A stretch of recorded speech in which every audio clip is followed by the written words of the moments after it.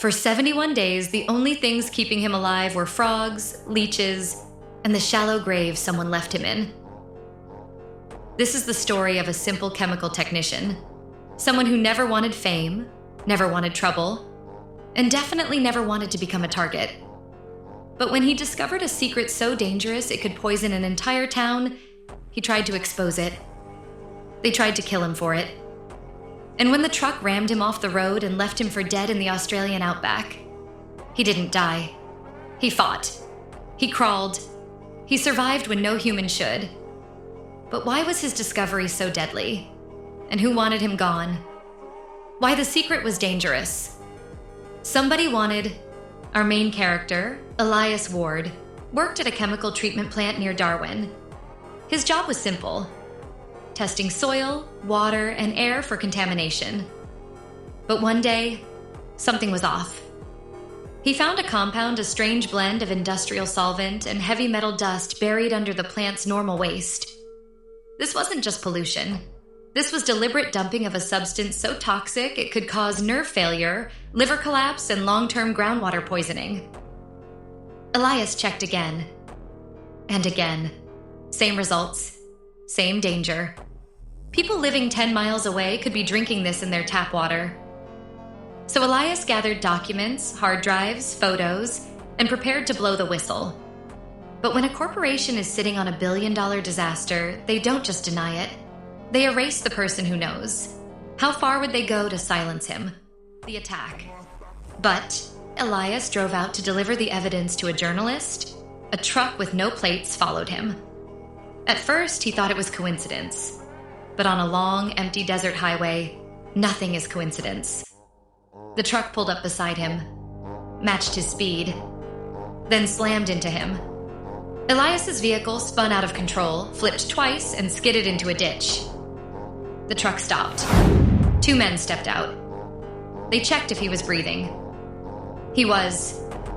So they dragged him out, dug a shallow scrape in the dirt, rolled him in, and left. Not dead, just meant to die. But how do you survive when you wake up half buried in a desert with no food, no water, and no memory of where you are?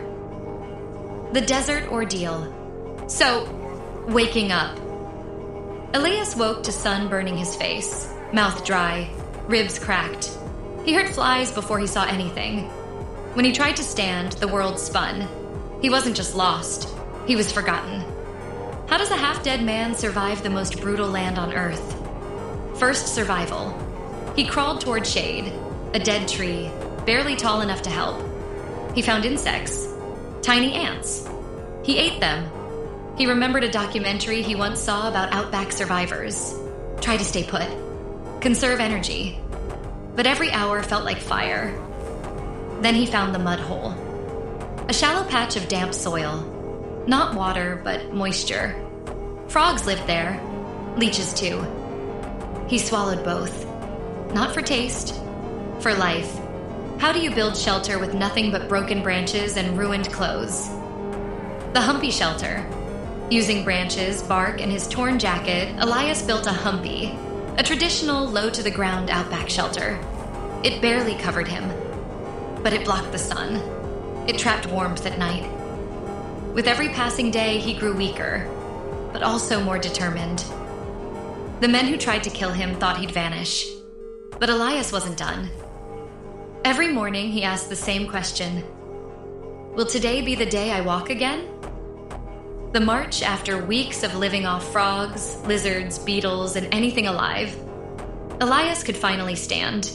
Barely. He walked at sunrise, collapsed at noon, walked again at dusk. He followed the only clue he had. Birds. Where they fly, water follows. Where water follows, people live. But what if there were no people left within 100 miles? The rescue and the truth, then. On day 71, Elias stumbled toward a thin line of fence wire. Man-made. A sign of life.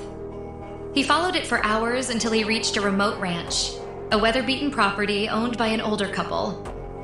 When they saw him, barefoot, starved, skin peeling, they froze. He whispered 2 words.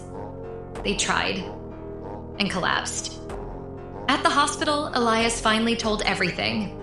The dumping, the files, the attempted murder. Authorities listened. Investigators searched. Evidence surfaced. Just like Snowden's leaks, the truth spread through headlines. Corporate toxic. Cover-up exposed whistleblower. Survives attempted murder, secret waste linked to town illnesses. Justice didn't come fast, but it came. Executives were charged. Site was shut down. Families got answers. Elias didn't ask to be a hero. He just didn't want people to die. He survived the desert, the attack, the silence, the fear, all because truth mattered more than comfort. And after 71 days of eating frogs and sleeping in the dirt, he won. Sometimes the strongest weapon in the world is just a person who refuses to disappear.